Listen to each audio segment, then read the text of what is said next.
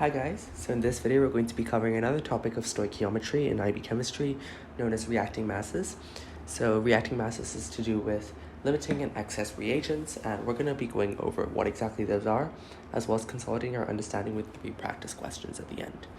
So the first thing we have to keep in mind is that we will need the periodic table for these problems because we do need to know the atomic mass of different elements, and this is just one of the applications of where we might use moles and molar ratios.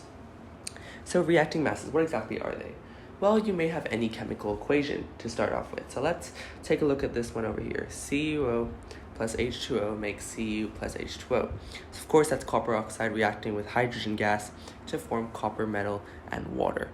So in this equation, when we have two elements, we have to consider, two reactants rather, we have to consider the ratios in which they work in, because if, for example, we have so much CuO but barely any hydrogen, that means that we're going to be hampered because we actually do need still the specific amount of hydrogen to produce a specific number of products.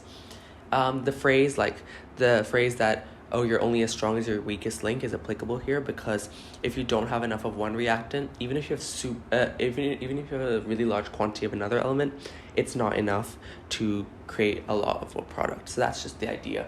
So the limiting reagent, I'm just gonna write limiting, not reagent. Reagent is the same as reactant, by the way. So limiting reagent is the substance with less moles and the excess substance in greater quantity than molar requirements.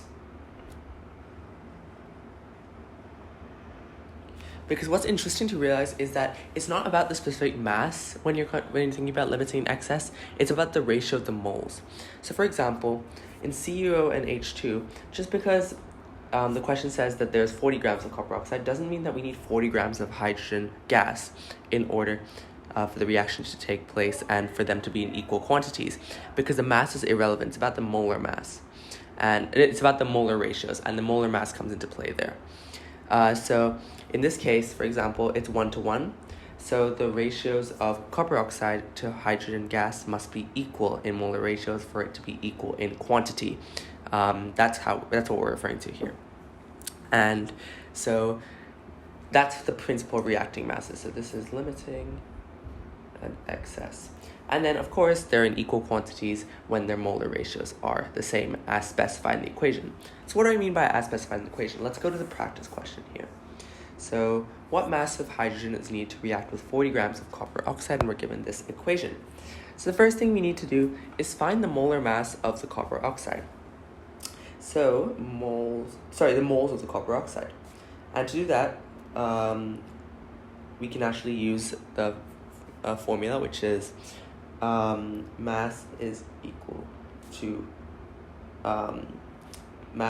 molar mass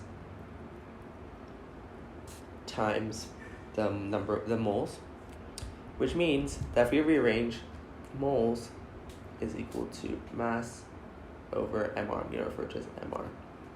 So in this case, our mass is 40 grams as we've been given, and it's divided by the molar mass. So if we go up, we can see that the molar mass of copper, so we're gonna have to split up copper oxide into copper and oxygen for finding the molar mass.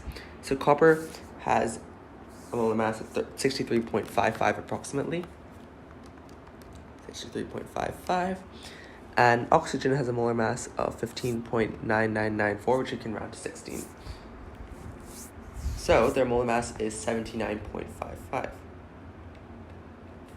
The way we find the molar mass, of course, is just adding up the molar mass of each separate constituent element.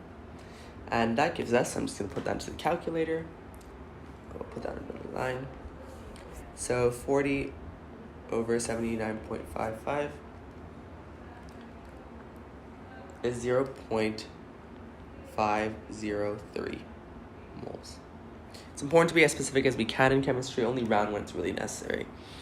Then what we're going to do is we're going to need to transfer those moles to the hydrogen, because as we see here, the coefficients of CO and H2 are 1 and 1, which means that their moles need to be an equal quantity for it to be able to react without limiting or excess at play.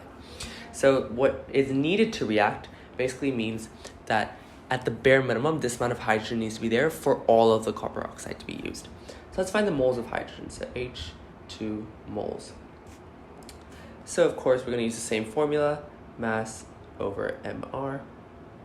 The mass is not given to us, but the mR of H2 is just the hydrogen molar mass times 2. So that's 1.01. So 1.01 times 2 is 2.02. Now you might be thinking, if we don't have the mass, how are we going to do it? Well, the thing is, since the moles of copper oxide need to be the same as hydrogen as stated by the coefficients of the different substances, we just drag over this number of moles. We have the moles as 0.503 as calculated for CuO. So this is equal to 0.503, and we just solve for the mass. So the mass is going to be 0.503 times 2.02, which is about 1.02 grams. So as we can see here, it's not a very high quantity at all, yet it's enough for it to completely react with copper oxide. So we can't look at just the mass when we're finding the amount of a substance needs to react completely with another. So this is where we can bring in limiting and excess. So if the mass of hydrogen was less than 1.02, the hydrogen would be the limiting reagent because there's not enough of it, and the copper oxide would be the in excess because it has more than the required quantity to react completely with that hydrogen quantity. But if it's vice versa as well. So let's move on to the next problem. So what mass of oxygen is needed to react with 8.5 grams of hydrogen sulfide? So I'm just going to draw a line to divide them. All right, so it's a bit different here because you're not just going to look at the 1-to-1 ratio anymore, because the ratio isn't that anymore. So it's saying oxygen and hydrogen sulfide. So hydrogen sulfide is H2S. It has a molar coefficient of 2. The oxygen, though, has a molar coefficient of 3, which means that for every 2 moles of hydrogen sulfide, you have to have 3 moles of oxygen. So let's first start off by finding the moles of hydrogen sulfide. So H2S moles. And we know it's obviously mass over mR. So the mass of hydrogen sulfide in this case is 8.5 grams. And it's divided by the molar mass. So the molar mass is H2S. So it's 2 hydrogen and 1 sulfur unit. So if we go back to our periodic table, we know the hydrogens are 2.02 because we calculated that for the hydrogen of the first question. And we added to a sulfur. So sulfur's molar mass is 32.07. So let's add that in. And we get 34.09. Let me just write it in. 34.09. And this is equal to, let me just do the 8.5 divided by 34.09. That's equal to approximately 0.249 moles. Now, given the molar ratio, which states that oxygen needs to have 3 units for every 2 units of hydrogen sulfide, we can multiply the moles by 3/2 to get the required number of moles of oxygen. So moles of oxygen is equal to 3/2 times moles of H2S. So what we get is the moles of oxygen is 3/2 times 0.249. That's the required moles of oxygen. So moles of O2 is equal to 0.3735. So now we can equate 0.3735, as we did in the last part, to mass over mR for oxygen. So the mass of oxygen is obviously unknown, so what we're trying to find out. Mass over, and then mR of oxygen, well, oxygen gas is 2 of the oxygen units, which is 32. So therefore, the mass is equal to 0.3735 times 32. And that's equal to 11.95 grams. So 11.95 grams of oxygen are needed to react completely with 8.5 grams of hydrogen sulfide. And the same limiting and excess principles as discussed in the first question are applicable here. So let's move on to our last question before we wrap up the video. So what mass of carbon dioxide is produced when 5.6 grams of butane is burnt? So butene is C4H8.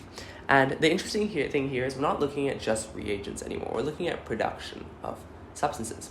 However, the same principles apply. You look at the molar ratio and you apply it based on that. So it's still about moles. However, there's no limiting and excess thing here. It's just about reacting masses. All right, so let's start off by finding the moles of butene. So moles of butene. So that's mass over mR, as usual, which is equal to 5.6 over the mR of butene. So C4H8. So we need 4 carbon units and 8 hydrogen units.